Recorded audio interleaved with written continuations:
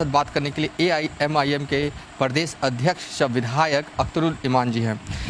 क्या कहेंगे जो ब्लास्ट हुआ है मदरसे में, उसके बाद जिस तरीके की सियासत हो रही है, बीजेपी के विधायक कह रहे हैं मदरसा बंद कर देना चाहिए, तो दूसरी तरफ माइनॉरिटी मिनिस्टर जो है जमा खान, वो बीजेपी के विधायक को नसीहत भी दे रहे हैं कि वो पब्लिसिटी में आने के लिए ऐसा बयान दे रहे हैं। आप क्या कहेंगे? देखिए, उन्माद फैलाने वाले लोग अगर बीजेपी के कुछ ऐसे छपास किस्म के लोग जिनका चाल चलित्र और चेहरा जो है वो बिल्कुल जाहिर हो चुका है, इस तरह का भड़काऊ बयान सिर्फ इसलिए दे रहे हैं कि ताकि मीडिया में वो आ सकें।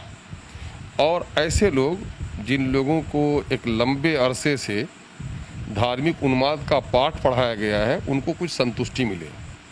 और इसलिए भी आप देखेंगे कि बीजेपी आई ही है पूरे तौर पर उन्माद की राजनीति करके। 2 से 88 पर पहुंची थी बाबरी मस्जिद का मसला लेकर, और आज गुजरात के मुद्दे को लेकर उसने एक हिंदुत्व के नारे को आगे बढ़ाने का काम किया। और जब से मोदी जी गद्दी पर बैठे हैं, तब से फ़िरक़ापरस्त लोगों के लिए उनके हौसले बुलंद हो गए हैं। वो बहुत सारे संगठन हैं, उस सारे संगठन को एक बल सा मिल गया है कि वो जब भी चाहें दलितों को, अक़लियतों को जब भी चाहें गाली दे दें, जब भी चाहें इनके ख़िलाफ़ बात कर दें। आप देखेंगे कि पूरे देश में इस वक्त तरक्की जो है, विकास धरातल पर जा चुका है। मोदी जी ने नारा दिया था सबका साथ सबका विकास, लेकिन मामला उल्टा हुआ। मोदी के लोगों का विकास और पूरे देश का विनाश हो गया। GST, नोटबंदी, NRC, NPR, मॉब लिंचिंग, इन सारी चीज़ों ने जहां एक तरफ कारोबार को नुकसान पहुंचाया है, वहीं सौहार्दपूर्ण वातावरण को भी चौपट करके रख दिया है। और जब इनकी नाकामी अब सामने में आ रही है और नशा उतर रहा है, खुमार उतर रहा है, मोदी भक्ति में कमी आती जा रही है, तो अभी तो ये मदरसा को बंद करने की बात बोले हैं, कल इससे बड़ी बात बोलेंगे। क्योंकि अब इनके पास तुरुप का कोई पत्ता नहीं रहा है, सिवाय ये कि ये माइनॉरिटी के लोगों की दुश्मनी में अपनी ज़बान खोलें, है ना। ये सारा इनका एक बना हुआ मंसूबा है कि साहब किस तरह से उन्माद फैलाकर गद्दी को हासिल किया जाए। राम के नाम पर, राम भक्तों की भक्ति के नाम पर देश की गद्दी पर बैठने वाले लोगों के चाल चलित्र और चेहरे देख लीजिए, उससे संबंध रखने वाले संगठनों का मामला देख लीजिए। कहीं से राम का न्याय, राम की नैतिकता, राम के सिद्धांत, राम की शिक्षाएं कहीं नज़र आ रही हैं क्या? इंसाफ नज़र आ रहा है क्या? शांति नज़र आ रही है क्या? सौहार्द है क्या? और दूसरी एक बड़ी बात, मैं कई पत्रकारों से कहा हूं कि इस वक्त इस बात पर चर्चा होनी चाहिए कि गांधी जी की हत्या को हम नहीं भुला पाते हैं, यकीनन नहीं भुला सकते हम, लेकिन एक और बड़ी हत्या हो रही है देश में, वो है राष्ट्रीयता की भावना की हत्या। अब भारत सबका है, लेकिन भारत का कोई नहीं है ऐसा लगता है। यहाँ पर जातिवाद, भाषावाद, क्षेत्रवाद के नारे ने राष्ट्रवाद को धूमिल कर दिया है। और जब से बीजेपी के लोग सत्ता पर बैठे हैं, राष्ट्रवाद की धारा और कमज़ोर कर दी है इन लोगों ने। और यही सिर्फ इस किस्म की भाषाएं बोलकर, चाहे दलित हों, चाहे अक़लियत के लोग हों, अदर देन मुस्लिम जो माइनॉरिटीज़ हैं उस किस्म के लोग हैं, सारा सिर्फ उन्माद की राजनीति। भाई बम ब्लास्ट वहाँ पर हुआ, वो मामला जाँच का है और अच्छा हुआ है, NIA के पास चला गया है, जाँच रिपोर्ट आएगी। वहाँ का जो और खबरें सुनिए आप, वहाँ कभी बीच बीच में तनाव भी रहा है। अब क्या मामला है, यहाँ नकली दाढ़ी, नकली टोपी पहनकर लोग बम ब्लास्ट करते रहे हैं। क्या पता है कि किसने आग लगाई हो, आया बम फूटा है या गैस सिलेंडर बरस्ट किया है, एक जांच का विषय है। इसको जांच पर छोड़ना चाहिए। सारे मामले में लाकर मदरसे को, मस्जिद को, दाढ़ी को, टोपी को निशाना बनाना, ये इनकी पुरानी आदत है। ये पुरानी आदत है, उन लोगों के बारे में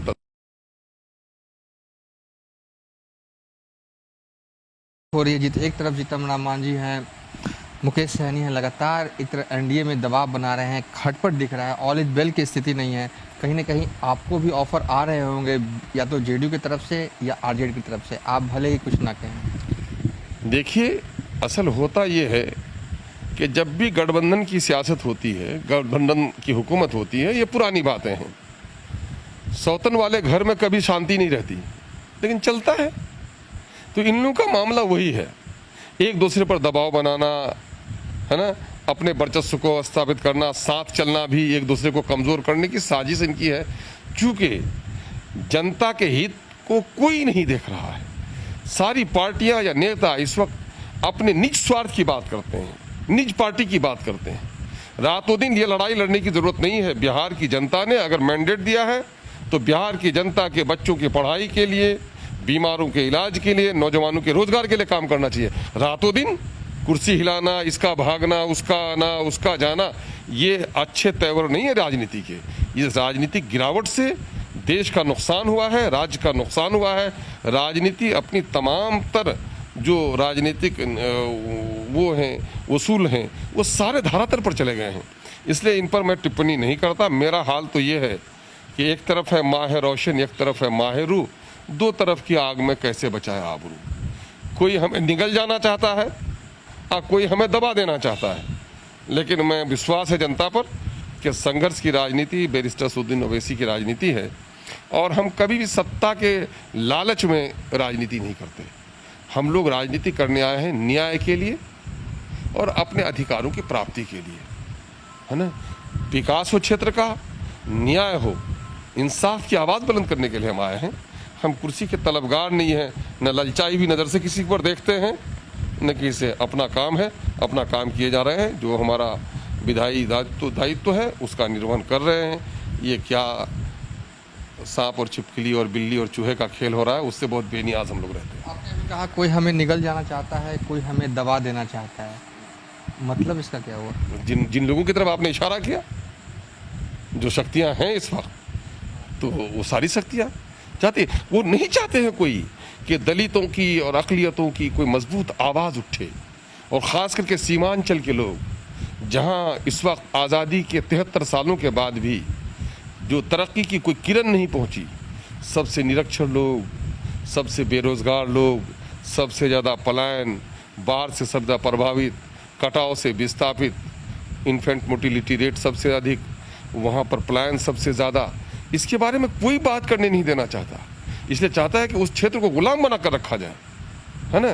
तो इसलिए कोई नहीं चाहता है हमारे वाले हित में। इसलिए हम लोग अपनी लड़ाई लड़ रहे हैं, हम लोग अपनी लड़ाई लड़ रहे हैं। जनता ने इसी कारण हम पर विश्वास किया है। सब चाहते हैं कि जो AIMIM पार्टी है वो पार्टी टूट जाए। हाँ, यकीनन है कि आवाम के हित में और नाइंसाफियों के खिलाफ मुझसे ज़्यादा ताकतवर बात कोई नहीं कर सकता। इसलिए कि सबके पेशानी पे, सबके पैरहन पे, कुर्ते पे दाग लगे हैं। सीमांचल के साथ नाइंसाफी सबने की है। जब भी जिसको मौका मिला है, सीमांचल से वोट लिया लोगों ने। सीमांचल के कंधे पर पांव रखकर तख्त पर बैठे लोग, लेकिन सीमांचल के बारे में कभी कोई नहीं सोचे। इसलिए वो लोग नहीं चाहते हैं कि यह आवाज़ उभरे और इनका कच्चा चिट्ठा सामने में आए। सब लोग चाहते हैं, आज भी वही हो रहा है। बिहार के विशेष राज्य की दर्जे की बात कही जा रही है। कौन अभागा बिहारी होगा जो इसका समर्थन नहीं करेगा? लेकिन मैंने कभी माननीय मुख्यमंत्री जी से कहा था कि अगर दिल्ली बिहार की हकमारी करता है तो आपका दिल तड़पता है। अगर सीमांचल की हकमारी अगर पटना कर रहा है तो सीमांचल का भी दिल तड़पता होगा।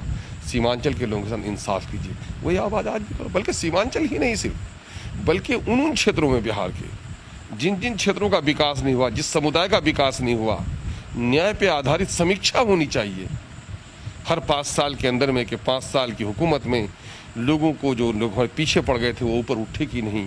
मेन स्ट्रीम की बात कही जाती है। वोट की कीमत अगर बराबर है तो सबको सुविधाएं बराबर मिलनी चाहिए। ये मिला कि नहीं मिला। इक्वल अपॉर्चुनिटी कमीशन लागू होना चाहिए ताकि सारे लोगों की इक्वलिटी का ख्याल रखा जाए, बराबरी का ख्याल रखा जाए। क्या होगा जब लोग हमारे अनपढ़ हो जाएंगे, पेट के मारे भूखे रहेंगे, तो वोट तो बिक ही न जाएगा उनका। क्या सही लोगों को कभी चुन सकते हैं? और सही लोग जब चुने नहीं जाएंगे तो क्या राज अच्छा राज या देश अच्छा देश बन सकता है क्या? तो जब तक आम जनों को, चूँकि लोकतंत्र में अक्सरियत की बुनियाद पर हुकूमतें बनती हैं, मेजोरिटी की बुनियाद पर निर्णय लिया जाता है, तो मेजोरिटी जो ऑफ वोटर्स अगर हमारा निरक्षर होगा, राजनीतिक ज्ञान का अभाव होगा, तो कैसे अच्छे प्रतिनिधि चुनेंगे? आप देख रहे हैं कैसे कैसे लोग चुने जा रहे हैं। राजनीति का चीरहरण हो रहा है। और अफसोस कि जो लोग अपने पाँव के जूते और कफन के कपड़ों में टैक्स अदा करते हैं, उनके घरों में आज चिराग नहीं जल रहा है, उनके बच्चों को स्कूल नहीं मिल पा रहा है, माएँ तड़प कर मिल रही हैं, उनको ऑक्सीजन नहीं मिल पा रहा है, उनके क्षेत्रों में सड़कें नहीं बन पा रही हैं। तो ये जो पूरे देश की जो हालत है वो यही है कि लोकतंत्र में जब तक चुनने वाले लोग साक्षर नहीं होंगे, राजनीतिक तौर पर होशियार नहीं होंगे तब तक सही लोगों का चुनाव नहीं हो पाएगा।